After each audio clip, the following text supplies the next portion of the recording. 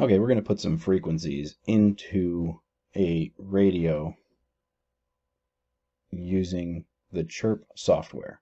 Download the software from Dan's Planet.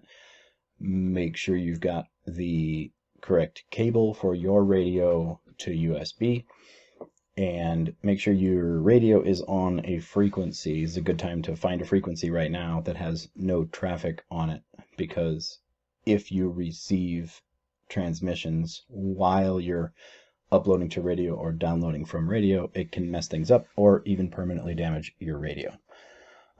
I like to listen to a station about as low as I can on the radio. Your default might have you 136.000. Maybe go there, see if it's empty or quiet. So this is the default radio frequencies, or rather the memories in each memory slot. I'm going to Control A to select all. I'm going to hit the delete key and delete everything there. And then we're going to put frequencies in using the Chirp software. We can do it manually, and I'll show a couple of those, but we're just going to put them in and then edit them as we see fit. So the first things first, let's make channels 1 through 22, or I should say memory slots 1 through 22, the same as the 1 through 22 you're going to get in a bubble pack Walmart out of the box FRS radio. That's going to be the shared 22 frequencies between FRS and GMRS. So this lists them as FRS, and then here it lists them as GMRS, but really it's showing the same things. It's showing the same frequencies again. So I'm going to get rid of the GMRS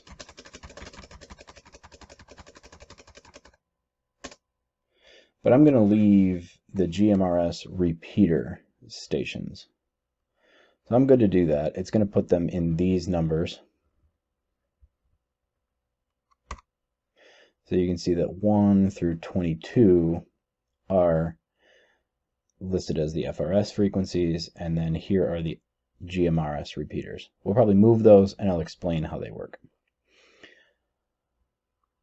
The FRS frequencies, the FRS GMRS frequencies can only really be used in 3 ways legally. 1, using an FRS licensed radio. Those are the ones you get off the shelf. Number 2 is by using a GMRS radio, or GMRS licensed radio, and your GMRS license that you pay for with the FCC. And then you follow the GMRS rules. The benefit is you get to use a whole lot more power on GMRS, and you have more modularity and can do a lot more.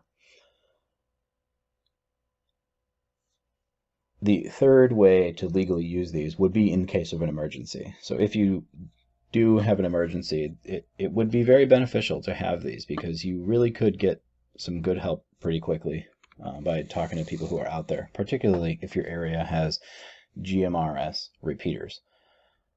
The repeaters, if your area has them, they transmit on these frequencies. So one thing I do is I rename these, and I'll show you how I rename them. I rename it 15 because it's FRS 15, and then I label it the way that people talk about GMRS repeaters, the 550. I'll do that right now. So labeling them in this way can give you an indicator of who you might be hearing on the other side of that radio. It could be people who are using a repeater and could be very far away. One thing you'll notice here is that on channel 20 I've got a T. This is because this right here is the travel channel, the travel emergencies channel. I'm going to match this with the memory slot 30, and I'm going to put the travel channel on there for if I needed to transmit on it. Next to the travel channel with its tone, I've got the national calling frequency. For this one, you would need an amateur radio license to transmit on it, but it's still fun to listen to. If I wanted to make sure that I cannot transmit on that or any other frequency, I'm going to go into the duplex column and turn it off.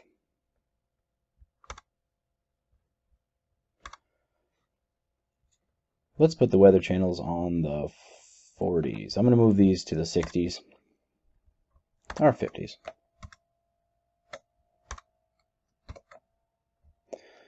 If they're grayed out, they'll disappear once I do anything in them. Oh, that's not true. Once I paste something in there. I'm going to put weather on the 40s. So, radio, import from stock config, NOAA, weather alert. I can leave them as is, but I do want to change the location that they go to. They're going to go into memory slots 40 to 49. Weather on the 40s. Now these in particular, I'm going to make sure, because I might be listening to this for a while, I want to make sure that I am not transmitting on them. I'm going to right click properties and then select the two things. One, the skip, because while I'm scanning, I don't want it to stop on some of the weather channels that kind of have a signal, and I'll be listening to staticky weather several times in a row. I'm also going to turn off the ability to transmit. And you can see that show up in the duplex and the skip columns. Off, skip. Oh, I didn't select all of them. So you get to see it again.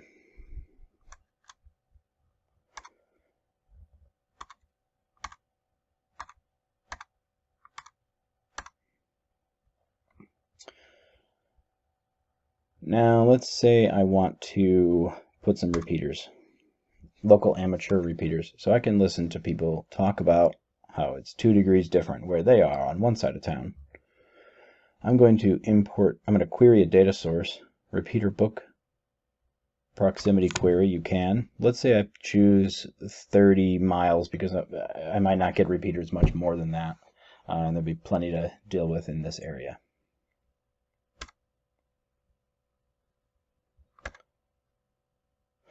I'm going to get rid of everything that is not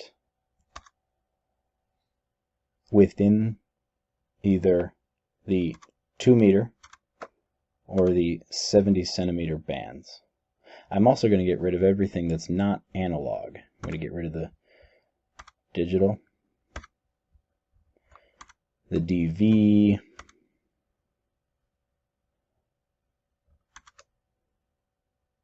this one's outside of the dual bands.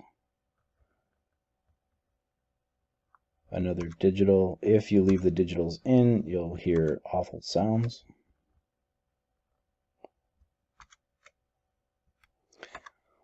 Okay, I've deleted them, but I haven't shifted them up. To clean it up, I'm going to copy,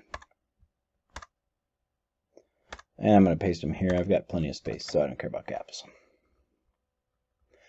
One other thing I might do is I might go into radio reference. Yep. And go search for my area. Look for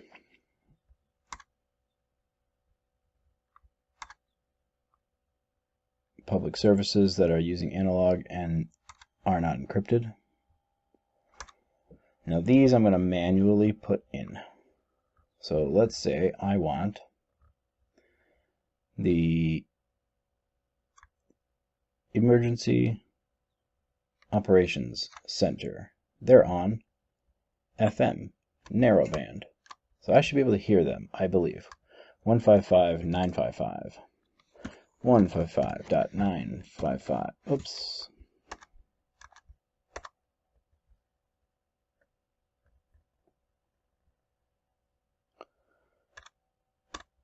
One 155.955, and this is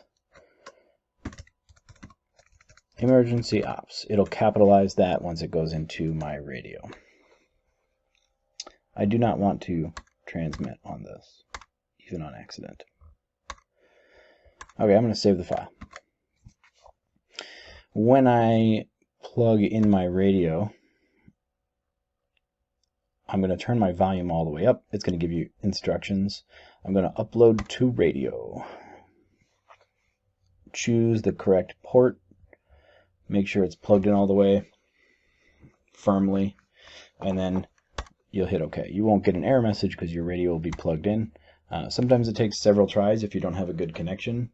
You can clean the prongs. But again, make sure your volume is set to 100%. And your radio will restart with these frequencies.